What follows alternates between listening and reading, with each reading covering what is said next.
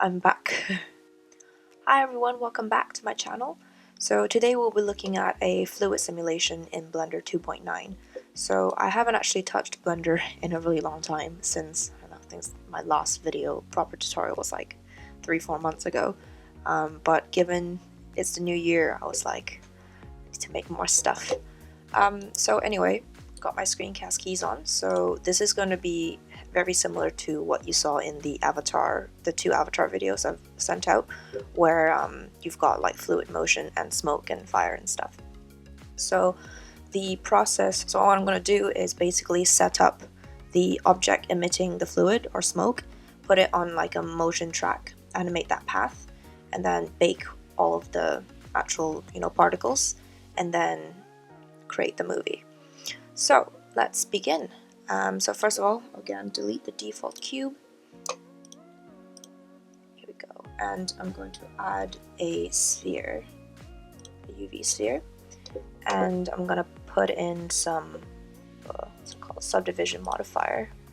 God, it's so weird recording again. I feel like it's some distant past at this point. What's his name? What's his name? I got nothing on a name! Don't know where anything is anymore. Course. Subdivision surface. I think 2 is probably more than enough, so I think I really stuck to 1 on my previous ones. And apply that. And so this is going to be our object. And I know that there's been a lot of issues in the past with Blender in terms of constraining an object to a track, because I know like when you constrain it, somehow the object like displaces itself from the track. So I'm going to show you how to fix that. So I'm going to do the most general scenario ever, where let's say I just grab the object and move it somewhere, and at the same time I want to put it on a track. So let's do a curve and let's do a circle. So let's scale that up, and what I'm gonna do is also displace this track. So if you want to put this wherever, in the general case. And so I think in Blender 2.8, if you go to edit mode, you can see arrows in the track in terms of that directionality, but you don't see that in 2.9. So to fix that, you just need to go here in the viewport overlays and go click on the normals. So if this was a 3D curve, it will show, actually it doesn't matter. If it's a curve, it will show you the arrows. Okay, so what I'm gonna do is I want this ball to emit, say, water or smoke, and I want it to follow this track, and I want to kind of make it into a spirally motion, but it's got but I want it to also come out upwards in the Z direction. It's gonna spirals up. And to do that, let's first take, let's see, I'll just take here and here. I'm gonna just subdivide, right click and subdivide. Might get rid of this segment here, so segments. So okay, so I want my sphere to say start here and then move upwards. And I think what I'll do is just grab all of these and shift it up a bit. Yeah. I mean, eventually I want to, whatever really path you want. I don't really have to make this that pretty. Okay. There we go. And then I can take this point and then just extrude it outwards. From the top view, that'd be easier. So, and then to kind of change this directionality, you can always rotate this stuff. Move it over here. Rotate that a bit, just to make it look more circular, Okay. And then grab it upwards. Let's extrude it one more time. I don't really want to spend too much time fiddling it here, because you can, in the end, you can create whatever track you like. Okay, I'm just gonna do a simple track like this. Let's save this. I don't have to redo this a million times. Okay. Alright, great. So now I want to constrain my sphere to this track. So what I'm gonna do is first I'm gonna move my cursor here. So Control S, not Shift S, and cursor to selected. And then I'm going to take my ball, my sphere, and I'm going to reset everything. So that's Control A, and I'm gonna apply all transformations. So you can see that its center, its rotation, you know, its rotation, location, everything's reset, and also its center of mass, while its origin is set to the global origin. So now, in order to constrain this sphere to the track, I'm gonna go into this panel here, and then to click Object Constraint and Follow Path. So the path obviously is going to be the Bezier circle, and you can see that this ball is not really where we want it, because it's when we reset it, the origin point, which was displaced from the ball to begin with, is now, this is the origin, and I want the ball to follow the curve, so you can see it keeps shifting around, which is really annoying. And so in order to put the ball there, I just go to Object, Set Origin, and Geometry to Origin, and that fixes the ball to the path. I don't know, I was playing around one day and then this just worked, so this is the only method I can see to constrain it to the path properly. And then I want to animate the path, but you know, to make this completely general, let's say you want the animation to say start at frame 20. Then you go to Offset and you click 20.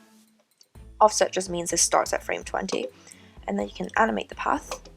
So now when I move it, you can see at frame 20 the ball is following the path up until the very top. So okay, I'll just save that. So now we have a ball following a path. We want the ball now to become the source of this fluid. And in order to do that, so what I'm going to do is go to Object, go to Quick Effects, and Quick Liquid. So what's surprising is that in Blender 2.8, I wasn't able to get this nice, like I had to bake everything in order to see any kind of fluid or smoke particles, but in 2.9 it's just there. You can see that there already are fluids. That's quite cool. So first thing I want to do is take this box and obviously scale it to actually include it into the actual path. So let's see, something like that. Yeah, that's close enough. And okay, let's go to frame 20. So this ball, if we go into the physics panel, or we can see that it's fluid, and we're gonna want it to be, of course, a flow fluid. I want it to be a liquid, and I want it to be inflow, just means like it's emitting stuff. And I think that's pretty much all I need to do for the ball. And then in terms of this domain, this fluid domain, so the resolution division is what you need to play around with to make it more realistic. So I usually go for we can just go for 50 because I want it to render quick enough so that you can play around with this number. But I think anything from 100 or above is good. When I did the resolution divisions at about 300, it kept crashing the computer. So if you look at my previous video in terms of the avatar stuff, that crashed so many times, and that was a nightmare. But if you reduce the resolution divisions, usually that helps a lot. Okay, so because it's a fluid, I don't really want it to collide with the borders. And if you saw my first avatar video with the water bending, you can see that when the water fell onto the floor, it was constrained in a square box, and that's because I forgot to uncheck the border collisions. I don't want it to collide with any of these things, really. I want it to collide with the bottom, obviously, but we can check top as well. It's never really going to reach the top, but at least the walls of the box I don't want it to collide with.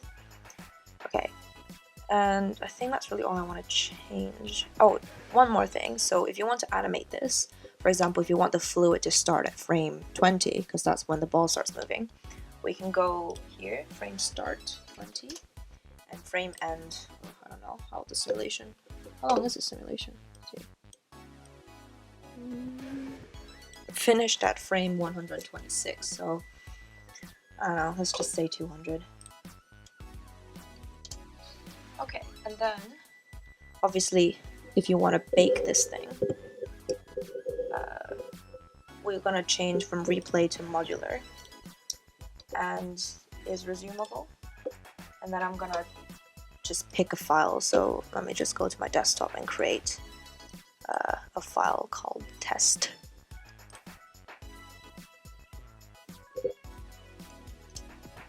Okay, so it's really important if you, for you to kind of organize all the baked cache, because you know, over time, if you got multiple files and stuff, it's good to know where everything is, because it does take up a lot of space.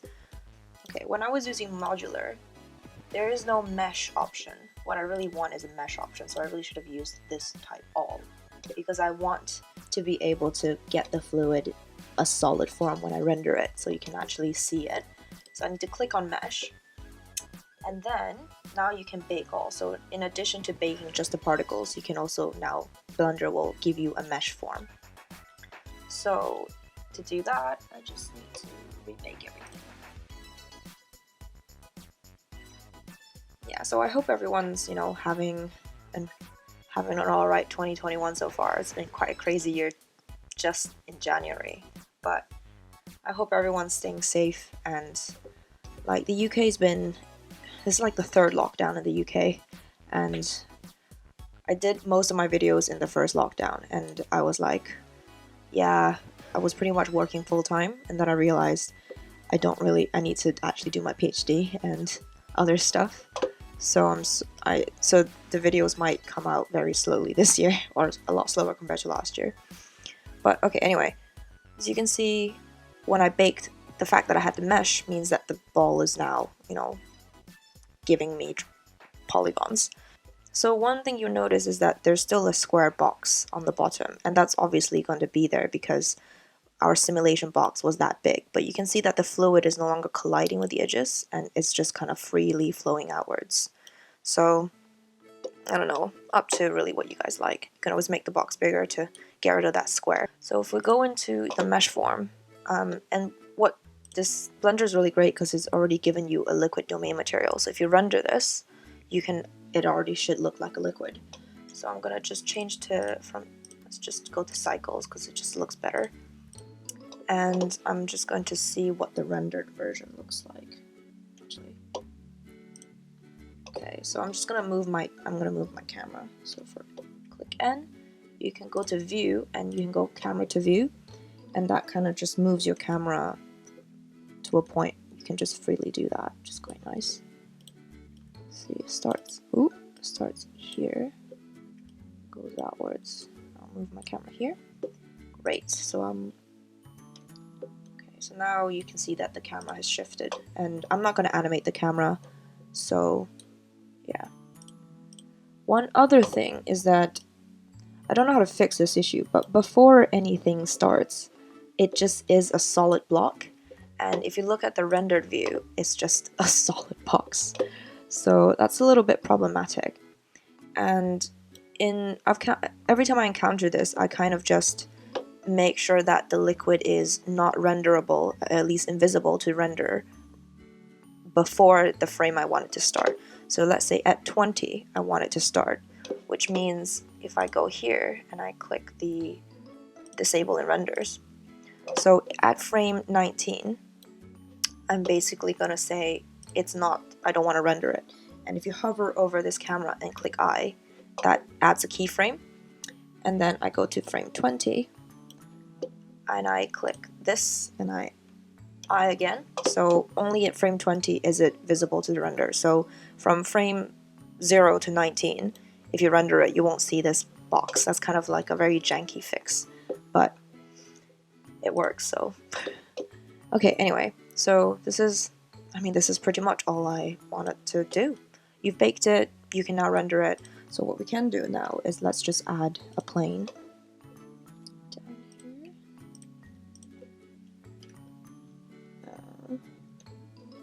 Let's put it here and scale it out a bit. I mean, you can change the lighting. I should probably change this instead of I should change it to a sun, really. Okay, so if I add a light, add a sun, it looks a lot better. Oh, one other thing is obviously you don't want this ball, you don't want the source of this ball to be in it if you want it to just look like a freely flowing fluid. So for the sphere, I'm just gonna not render it. And that yeah, it just won't show up in the render. So this looks a lot better, I think, in my opinion. Great, so that's pretty much it. The only other thing I wanted to add was, if this wasn't a ball, if say I had, let's just do a separate thing here. So save that, cursor, let's just move the cursor here. I'm gonna add, let's add a mesh, let's add a monkey, let's add Suzanne. So the other issue I found out was because for the fluid I used a sphere, its orientation never really mattered to me. But what I don't know, this is a problem, because if I had a monkey and let's say I rotate it in the Z direction by 90 degrees. Okay, and let's see, I'm going to duplicate this curve. And let's say Suzanne. If I want to do the same thing with this monkey, and remember I had to clear everything, right? So I had to do Shift A, apply all transformations. And now if I do the monkey and I go, okay, add modifier, not there, sorry. If I go here and add constraint and I do follow path again, and I pick the Suzanne curve, and then I do object transform, sorry, set origin, geometry to origin. So this still works, like the monkey still goes to, you know, the object, except, oh, actually the rotation here is fine. It's weird. Oh yeah, so if I click follow curve, you can see that monkey immediately like rotates by itself, and I still haven't found a way to fix this problem. Yeah, so if you see the monkey, yeah, the monkey still does follow the curve, but its rotation, you know, original rotation is not what I set it to be. It's not rotated 90 degrees that way around the z-axis. So I haven't figured out a way to fix this, but for all intents and purposes in your animations, if you want the monkey to be facing a specific way, I think what you can do is literally just, for example, add a add an armature or something. Oh, not armature, sorry. Just like add something for the monkey to track its orientation to. So let's say I want an empty plane axis to track to, and then click the empty. Well, basically you can use this empty to kind of move that monkey around. So if I look at it from above, if I want the monkey to be facing that way, I can really just kind of something like that, you know, kind of a janky fix, but I wasn't really sure how to fix this orientation problem that keeps presenting itself every time I want to track an object to a curve. But yeah, maybe I should look at the source code and actually see what's going on, but I've been a bit too lazy. Because most of my simulations were with spherical sources of fluid, I never really had this issue. So I'm also currently working on a lot of other projects, which are mainly what people have suggested in the comments, so thank you for suggesting stuff, because I was kind of running out of ideas. And I'm sorry it's taking so long. It's a combination of procrastination and trying to sort the rest of my life out. I think that's pretty much all I have for this video. Thank you so much for watching, and I'll see you in the next one.